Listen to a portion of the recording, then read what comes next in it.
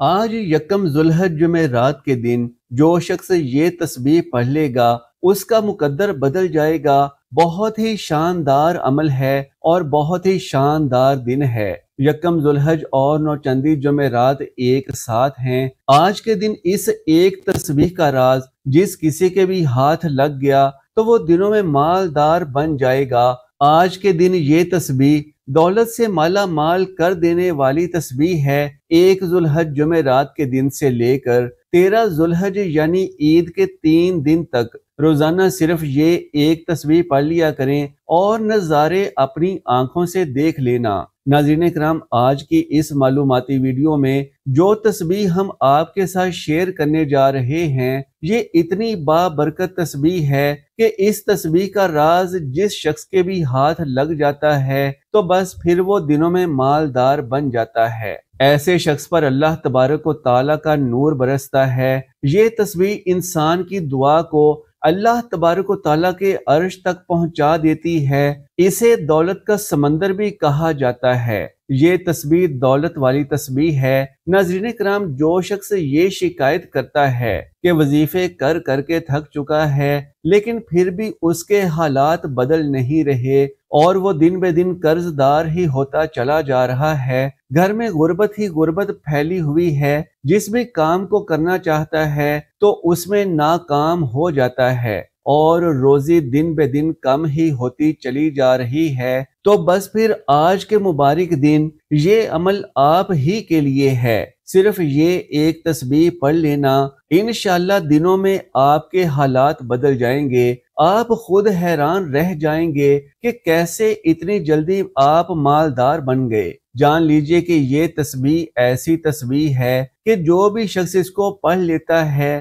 تو پھر اللہ کی غیبی مدد اس شخص کے ساتھ ہوتی ہے۔ اللہ تبارک و تعالیٰ اتنا مال و دولت عطا فرماتا ہے کہ بندہ خود حیران رہ جاتا ہے۔ بس یہ ایک تسبیح آپ نے آج کے پہلی ذی الحج جمعرات کے بابرکت دن سے لے کر 13 ذوالحج تک پڑھ لینی ہے۔ ناظرین کرام، اس تسبیح کی بہترین افادیت جاننے کے لیے یہ ایک واقعہ ضرور سماعت فرما لیجئے۔ حضرت سارہ سلام اللہ علیہا حضرت ابراہیم علیہ السلام کی پہلی بیوی تھیں۔ وہ ایک بادشاہ کی بیٹی تھیں اور عجیب حالات میں حضرت ابراہیم علیہ السلام کے عقد نکاح میں آئیں۔ جب حضرت ابراہیم علیہ السلام ملک عراق سے ہجرت کر کے شام کی طرف روانہ ہوئے تو راستے میں ان کا گزر ایک ایسے شہر سے ہوا جہاں میلے یا جشن کی کیفیت تھی۔ لوگ بیش قیمت ملبوسات سے آراستہ ادھر ادھر پھر رہے تھے۔ حضرت ابراہیم علیہ السلام نے لوگوں سے پوچھا یہ کیا ہنگامہ ہے؟ انہوں نے بتایا کہ یہاں کے بادشاہ کی بیٹی نے اپنا شوہر خود منتخب کرنے کا اعلان کیا ہے، چنانچہ اس غرض کے لیے بادشاہ کی بیٹی دوپہر کے وقت سوار ہو کر لوگوں کے ہجوم سے گزرے گی۔ دیکھتے ہیں کہ اس کی نظر انتخاب کس پر پڑتی ہے۔ اب اس کے آنے کا وقت ہوا ہی چاہتا ہے۔ حضرت ابراہیم علیہ السلام حیران ہو کر لوگوں کی باتیں سن رہے تھے کہ شہزادی کی سواری آ پہنچی۔ اس کی نظر اچانک حضرت ابراہیم علیہ السلام پر پڑی۔ صحت مند جسم اور چہرہ جلال نبوت سے منور شہزادی نے فوراً اعلان کر دیا کہ میری شادی اس مسافر سے ہوگی۔ شاہی کارندے اسی وقت حضرت ابراہیم علیہ السلام کو بادشاہ کے محل میں لے گئے۔ بادشاہ اپنی بیٹی کا انتخاب دیکھ کر حیران رہ گیا۔ اس کا خیال تھا کہ اس کا ہونے والا داماد کوئی صاحب ثروت ہوگا۔ اب ایک سادہ اور نادار آدمی کو دیکھ کر بہت افسوس ہوا۔ حضرت سارہ علیہ السلام کو بار بار سمجھایا کہ تیرا اس کا جوڑ نہیں ہے، اپنے خیال سے باز آ جا، لیکن حضرت سارہ اپنے قول پر ہی رہیں۔ چنانچہ مجبور بادشاہ نے اپنی لختے جگر کی شادی حضرت ابراہیم علیہ السلام سے کر دی۔ چند دن وہاں گزارنے کے بعد حضرت ابراہیم علیہ السلام نے مصر جانے کا ارادہ کیا۔ حضرت بی بی سارہ نے اصرار کیا کہ وہ بھی ساتھ جائیں گی۔ حضرت ابراہیم علیہ السلام نے پہلے تو انہیں بہت روکا، لیکن آخر ان کے اصرار سے مجبور ہو کر انہیں بھی ہمراہ لے کر چل پڑے۔ جب مصر کے قریب پہنچے تو پتہ چلا کہ وہاں کا بادشاہ نہایت ظالم اور بدکار ہے اور اس نے حکم دے رکھا ہے کہ کوئی عورت جب تک کہ بادشاہ کے ملاحظہ سے نہ گزرے نہ مصر کی حدود سے گزر سکتی ہے اور نہ ہی وہاں قیام کر سکتی ہے۔ حضرت ابراہیم علیہ السلام نے حضرت سارہ سلام اللہ علیہا کو صندوق میں بند کر کے حدود مصر سے گزرنا چاہا تاکہ بادشاہ کے ضرر سے محفوظ رہیں، لیکن پہرے داروں نے صندوق کھول لیا اور حضرت سارہ اور حضرت ابراہیم علیہ السلام کو بادشاہ کے سامنے پیش کیا۔ بادشاہ نے حضرت ابراہیم علیہ السلام سے پوچھا کہ تم کون ہو اور یہ عورت کہاں لیے پھرتے ہو؟ حضرت ابراہیم علیہ السلام نے جواب دیا، میں ایک مسافر ہوں اور یہ عورت میری ایک قریبی رشتہ دار ہے، ہمارا شام جانے کا قصد ہے۔ بادشاہ نے کہا کہ تم دونوں کو ابھی چند روز یہاں ٹھہرنا ہوگا۔ یہ کہہ کر اس نے اپنے ملازموں کو ان کی رہائش کا بندوبست کرنے کا حکم دیا۔ حضرت ابراہیم علیہ السلام کو مجبوراً وہاں قیام کرنا پڑا۔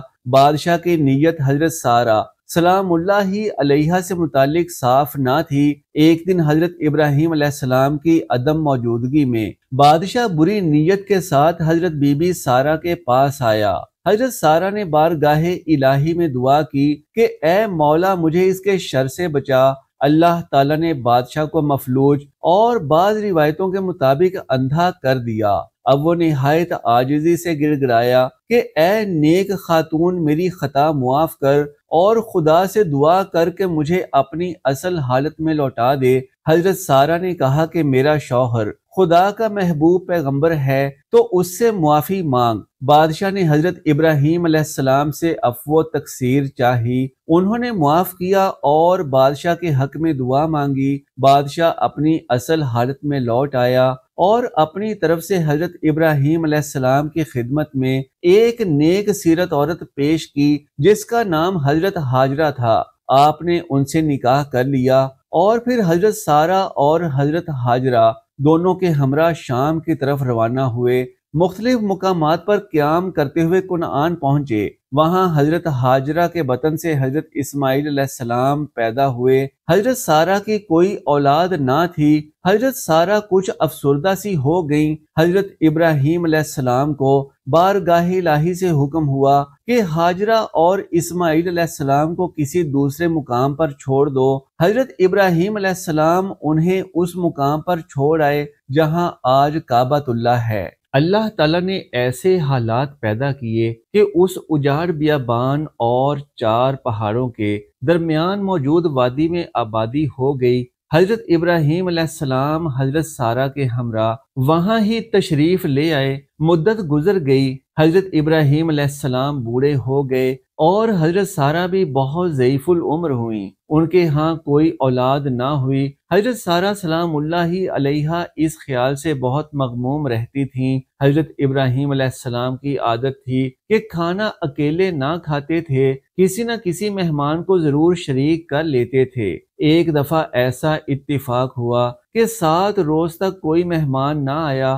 حضرت ابراہیم علیہ السلام بہت متفکر تھے۔ 7ویں دن 2 نوجوان مسافرانہ حیثیت سے آئے۔ حضرت ابراہیم علیہ السلام ان کو دیکھ کر بے حد پرمسرت ہوئے۔ فوراً ایک بچڑا ذبح کیا اور اس کا گوشت بھون کر مہمانوں کے سامنے رکھا، لیکن مہمانوں نے کھانے کو ہاتھ تک نہ لگایا۔ حضرت ابراہیم علیہ السلام دل ہی دل میں ڈر گئے کہ مہمان شاید ناراض ہیں۔ ان دونوں نے ہنس کر کہا، اے خلیل اللہ، ہم فرشتے ہیں اور لوط کی قوم کو سزا دینے پر مقرر ہوئے ہیں۔ ہم تمہیں ایک بیٹے کی پیدائش کی خوشخبری دیتے ہیں۔ حضرت بی بی سارہ یہ سن کر ہنس پڑیں اور فرمانے لگیں، یہ کیسے ہو سکتا ہے؟ میں تو بوڑھی بانجھ ہو گئی ہوں اور میرا شوہر بھی بوڑھا ہے۔ فرشتوں نے کہا کہ اللہ کے حکم سے سب کچھ ہو سکتا ہے۔ یہ کہہ کر وہ وہاں سے چلے گئے۔ کچھ عرصہ کے بعد حضرت بی بی سارہ کے ہاں حضرت اسحاق علیہ السلام پیدا ہوئے اور اللہ تعالیٰ نے ان کی افسردگی اور حیرت کو مسرت میں تبدیل کر دیا۔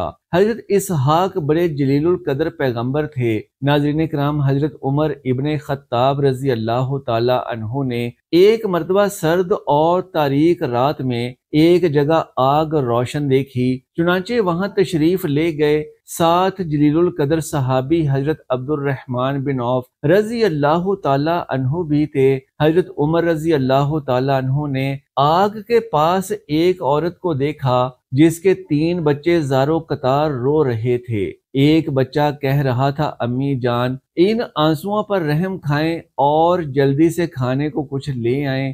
دوسرا بچہ یہ کہہ رہا تھا، لگتا ہے یہ بھوک تو آج میری جان ہی لے جائے گی۔ تیسرا بچہ یہ کہہ کر رو رہا تھا، امی جان کیا موت کے آغوش میں جانے سے پہلے مجھے کچھ مل سکتا ہے؟ حضرت عمر ابن خطاب رضی اللہ تعالی عنہ آگ کے پاس بیٹھ گئے اور عورت سے پوچھا، اے اللہ کی بندی، تیرے اس حال کا ذمہ دار کون ہے؟ عورت نے جواب دیا کہ اللہ اللہ، میرے اس حال کا ذمہ دار امیر المومنین حضرت عمر ابن خطاب رضی اللہ تعالی عنہ ہیں۔ حضرت عمر رضی اللہ تعالی عنہ نے اس سے فرمایا، کوئی ہے جس نے عمر کو تمہارے اس حال سے آگاہ کیا ہو؟ عورت نے جواب دیا کہ ہمارا حکمران ہو کر وہ ہم سے غافل رہے گا۔ یہ کیسا حکمران ہے جس کو اپنی رعایا کی کچھ خبر نہیں؟ یہ جواب سن کر حضرت عمر ابن خطاب رضی اللہ تعالیٰ عنہ راتوں رات مسلمانوں کے بیت المال گئے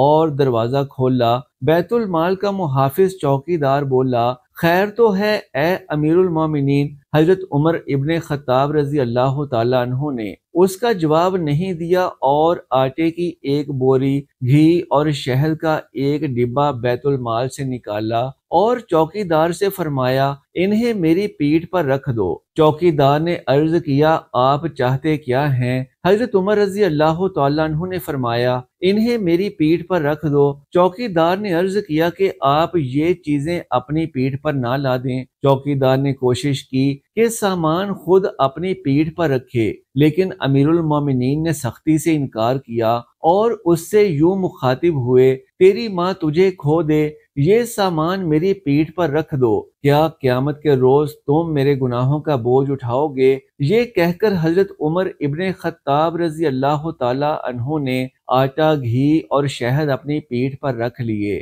جب اس عورت کے گھر پہنچے تو آگ کے پاس بیٹھ گئے اور پھر ان کے بچوں کے لیے کھانا پکایا۔ جب کھانا تیار ہو گیا تو اس میں گھی اور شہد کی آمیزش کی اور اپنے مبارک ہاتھوں سے بچوں کو کھانا کھلایا۔ یہ منظر دیکھ کر ان یتیم بچوں کی ماں کہنے لگی، قسم اللہ کی تم عمر سے کہیں زیادہ منصب خلافت کے اہل ہو۔ حضرت عمر رضی اللہ تعالیٰ عنہ نے اس عورت سے فرمایا، کل عمر کے پاس جاؤ، وہاں میں ہوں گا اور تمہارے معاملات کے متعلق اس سے سفارش کروں گا۔ یہ کہہ کر حضرت عمر ابن خطاب رضی اللہ تعالیٰ عنہ واپس آ گئے اور ایک چٹان کے پیچھے بیٹھ گئے اور اس عورت کے بچوں کو دیکھتے رہے۔ حضرت عبد الرحمن بن عوف رضی اللہ تعالیٰ عنہ نے کہا، آئیے اب واپس چلتے ہیں کیونکہ رات بہت ٹھنڈی ہے۔ حضرت عمر رضی اللہ تعالیٰ عنہ نے فرمایا، اللہ کی قسم میں اپنی جگہ اس وقت تک نہیں چھوڑوں گا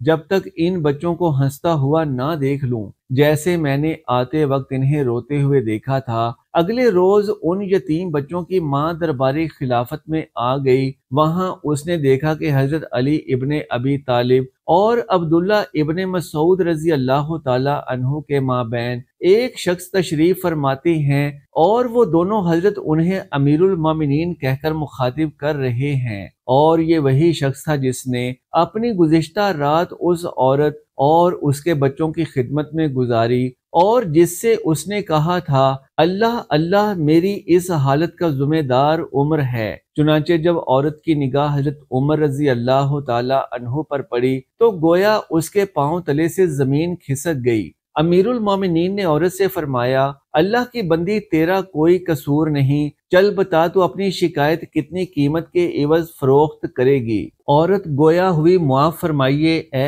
امیر المومنین۔ حضرت عمر رضی اللہ تعالیٰ عنہ نے فرمایا، قسم اللہ کی تو اس جگہ سے ہٹ نہیں سکتی جب تک کہ میرے ہاتھ اپنی شکایت بیچ نہ دے۔ بالآخر حضرت عمر ابن خطاب رضی اللہ تعالیٰ عنہ نے اس خاتون کی شکایت اپنے مال خاص سے 600 درہم کے عوض خرید لی اور حضرت علی ابن ابی طالب رضی اللہ تعالیٰ عنہ کو کاغذ قلم پر یہ تحریر لکھنے کو کہا، ہم علی اور ابن مسعود اس بات پر گواہ ہیں کہ فلاں عورت نے اپنی شکایت امیر المومنین حضرت عمر ابن خطاب رضی اللہ تعالیٰ عنہ کے ہاتھ فروخت کر دی۔ پھر امیر المومنین حضرت عمر ابن خطاب رضی اللہ تعالیٰ عنہ نے فرمایا، جب میری وفات ہو جائے تو اسے میرے کفن پر رکھ دینا تاکہ میں اس کو لے کر اللہ سے ملاقات کروں۔ ناظرین کرام، ان واقعات سے معلوم ہوا کہ اللہ سبحانہ و تعالیٰ کے برگزیدہ بندے جب بھی کوئی غلطی کرتے تو فوراً اللہ کے حضور معافی طلب کرتے تھے۔ اللہ تبارک و تعالیٰ نے قرآن پاک میں ارشاد فرمایا، ان اللہ یحب التوابین، بے شک اللہ ان سے محبت کرتا ہے جو بار بار توبہ کرتے ہیں۔ ناظرین کرام، آج کا جو عمل آپ کے ساتھ شیئر کیا جائے گا یہ نہایت ہی مختصر سا عمل ہے، لیکن یہ بہت ہی بابرکت اور طاقتور عمل ہے۔ جان لیجئے کہ ذوالحجہ کی بابرکت ساعتوں میں یہ عمل اور یہ تسبیح آپ کی زندگی بدل کر رکھ دے گی۔ یہ اتنی بابرکت اور عالی شان تسبیح ہے کہ جو بھی شخص اس تسبیح کو ذوالحجہ کے پہلے عشرے میں پڑھ لیتا ہے، یعنی 1 ذوالحجہ سے لے کر 13 ذوالحجہ تک یہ عمل کر لیتا ہے، تو وہ دنوں میں مالدار بن جاتا ہے، اتنا امیر ہو جاتا ہے کہ لوگ حیران رہ جاتے ہیں۔ ناظرین کرام، جان لیجئے کہ یہ تسبیح آپ دن میں کسی بھی وقت کر سکتے ہیں، یعنی وقت کی کوئی بھی پابندی نہیں ہے، لیکن آپ نے اس عمل کے لیے پہلے باوضو ہو جانا ہے، اور کوشش کیجئے کہ یہ عمل آپ کسی بھی فرض نماز کے بعد کر لیجئے۔ آپ نے سب سے پہلے باوضو ہو جانا ہے اور پھر کسی پاک جگہ پر بیٹھ کر، کسی مصلی پر بیٹھ کر آپ نے سب سے پہلے 3 مرتبہ درود پاک پڑھ لینا ہے۔ درود پاک آپ کوئی سا بھی پڑھ سکتے ہیں، یعنی اگر چھوٹا درود پڑھنا چاہیں تو وہ بھی پڑھ سکتے ہیں، لیکن 3 مرتبہ درود پاک پڑھ لینے کے بعد آپ نے یہ تسبیح پڑھنی ہے، اللہم اغفر لی ذنبی ووسع لی فی داری وبارک لی فی رزقی۔ یہ تسبیح آپ نے پڑھ لینی ہے۔ اس کو آپ نے اپنے ہاتھ کی انگلیوں پر یا پھر تسبیح پر 100 مرتبہ پڑھ لینا ہے، اور پھر آپ نے یہ بابرکت تسبیح پڑھ لینے کے بعد آخر میں دوبارہ وہی درود پاک 3 مرتبہ پڑھ لینا ہے جو آپ نے شروع میں پڑھا تھا۔ یہ سارا عمل کر لینے کے بعد آپ نے اللہ کے حضور سچے دل سے دعا مانگنی ہے۔ آپ نے اپنی ہر پریشانی، اپنی ہر مصیبت، اپنی ہر مشکل آپ نے اللہ کے سامنے رکھنی ہے۔ آپ کا جو بھی مسئلہ ہوگا، جس قسم کا بھی ہوگا، انشاءاللہ ان پاک اور مقدس دنوں کے صدقے سے اور اس عمل کی برکت سے اللہ تبارک و تعالیٰ آپ کے ہر طرح کے مسائل، مشکل پریشانی سے بھی نجات عطا فرما دے گا، اور آپ پر رزق کی فراوانی فرما دے گا۔ آپ کو اتنا رزق عطا فرمائے گا کہ آپ خود حیران رہ جائیں گے۔ اتنے وسیلے آپ کے لیے کھول دے گا کہ آپ کی عقل دنگ رہ جائے گی۔ ناظرین کرام، یہ بہت ہی طاقتور عمل ہے۔ اس عمل کی برکت سے اللہ تبارک و تعالیٰ آپ کی غربت کو فوراً ختم کر دے گا اور آپ کے لیے رزق کے سارے دروازے کھول دے گا۔ جان لیجئے ایسی تسبیح ہے کہ جو انسان کو زمین سے آسمان کی بلندیوں پر پہنچا دیتی ہے۔ اس عمل کو لازمی کر لیں۔ جو شخص یہ شکایت کرتا ہے کہ اس کی دکان میں برکت نہیں ہے، روزی میں برکت نہیں ہے، پیسوں کا پتہ ہی نہیں چلتا کہ کہاں جاتے ہیں، دن بہ دن حالات خراب ہی ہوتے جا رہے ہیں، تو بس پھر یہ تسبیح پڑھنا شروع کر دیں۔ انشاءاللہ اللہ تبارک و تعالیٰ آپ کی 7 نسلیں آباد کر دے گا۔ اللہ تبارک و تعالیٰ سے دعا ہے کہ نیکی کی بات کو سننے، سمجھنے اور اس پر عمل کرنے کی طاقت و توفیق مرحمت فرمائے۔ میرا سنانا اور آپ کا سننا قبول و منظور فرمائے، آمین یا رب العالمین۔ ناظرین کرام، آخر میں آپ سے درخواست ہے کہ کمنٹ باکس میں اللہ تبارک و تعالیٰ کا ایک پیارا سا نام لازمی لکھیں۔ جزاک اللہ خیرن کثیرا۔ اللہ ہم سب کا حامی و ناصر ہو۔